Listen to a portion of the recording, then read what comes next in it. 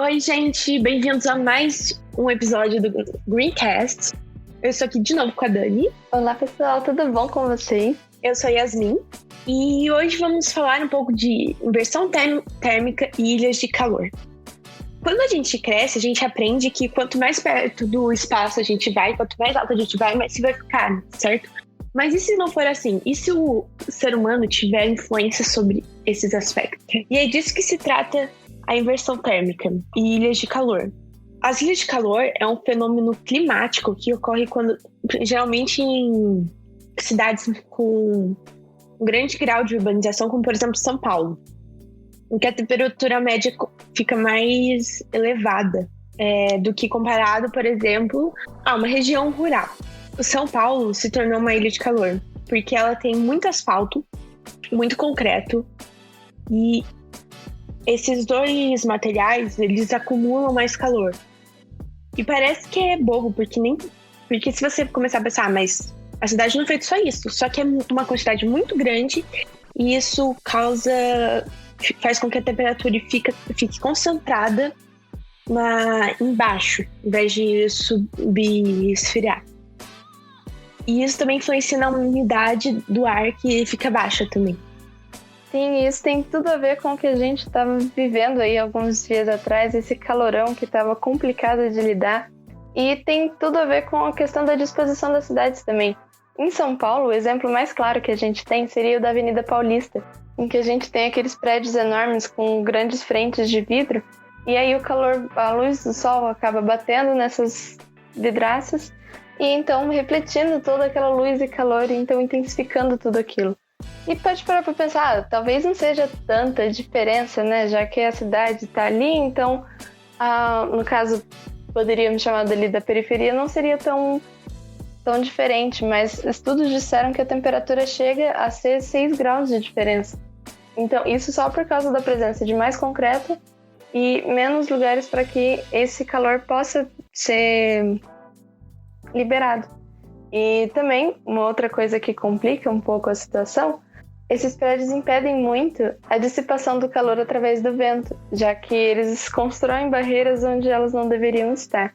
Então, acaba intensificando ainda mais essa diferença dentre as temperaturas da cidade e de lugares mais afastados, mais abertos. Mas não é o fim. Há esperança ainda para as grandes cidades.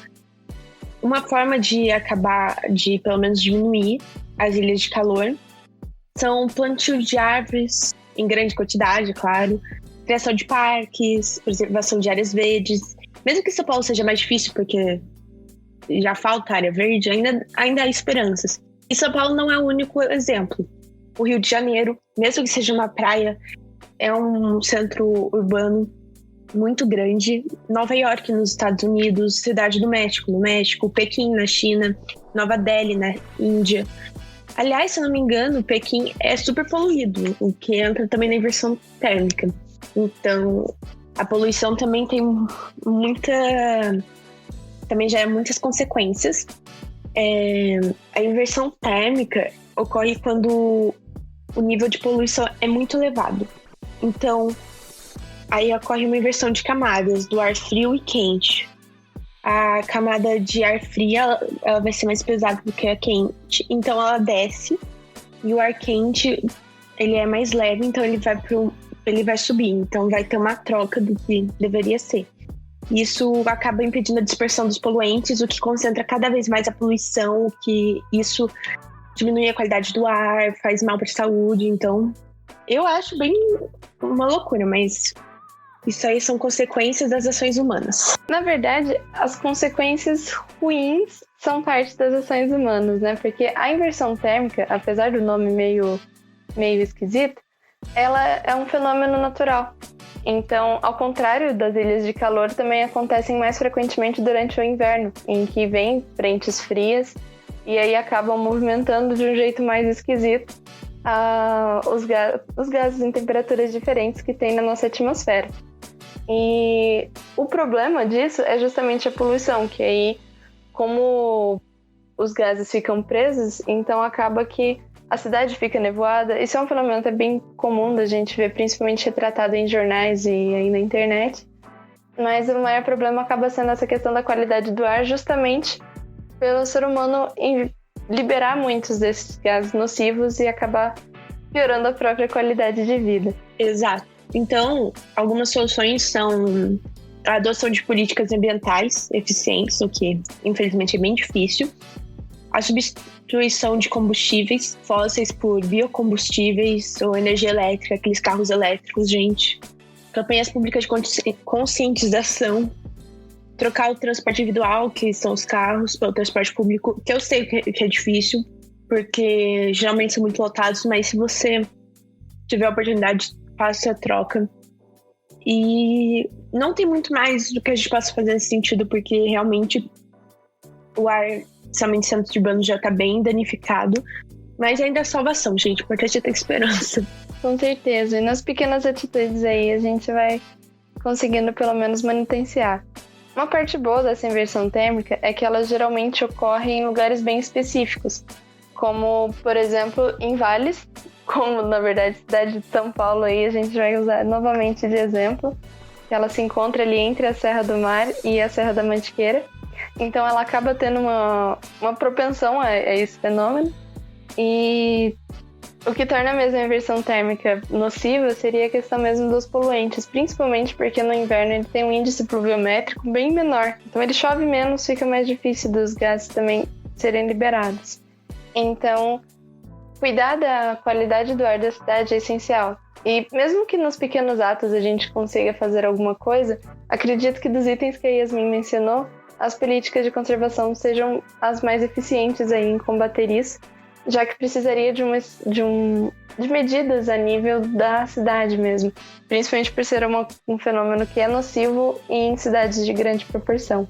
Infelizmente, estamos em um momento do país em que os políticos não dão atenção para as questões ambientais, o que pode não ser perigoso agora, parecer perigoso agora, mas acreditem, isso vai ter uma cobrança do meio ambiente no futuro. Sim, com certeza, isso tem tudo a ver com qualidade de vida. Então, você aí, ouvinte, que tem ideias para que isso seja melhorado, para que isso seja mudado, lute por isso, porque tá na mão a qualidade de vida de todo mundo tá na mão da gente mesmo. Isso, exatamente. De pessoas que corram atrás disso, com ideias, com cobranças mesmo, porque é uma coisa que a longo prazo vai ter uma interferência muito grande. Sim, certíssimo, falou tudo. Então, gente, o Greencast vai ficar por aqui hoje. Eu espero que vocês tenham gostado. Cobrem os políticos locais, tenham cuidado na hora de votar nos seus vereadores, seus prefeitos, porque tá chegando o dia de votação. Então, votem com noção, pesquisem, façam o que vocês sentirem que são capazes de fazer. E vocês são muito capazes, é claro. Sim, muito importante essa questão de exercer o direito de cidadão ali. Façam com cuidado, com muita atenção. E para você que estava incomodado com esse calorão, espero que tenha sido útil aí entender um pouquinho mais do que causa ele e correr atrás aí de soluções para que a gente tenha um futuro ali mais agradável para todo mundo, principalmente a gente que mora ali nas cidades mais concentradas, né? Exato. É isso, gente. Obrigada por nos ouvirem. Não esqueçam de verificar o podcast do Estúdio na Rússia. Tchau. Ótima semana para vocês. Tchau.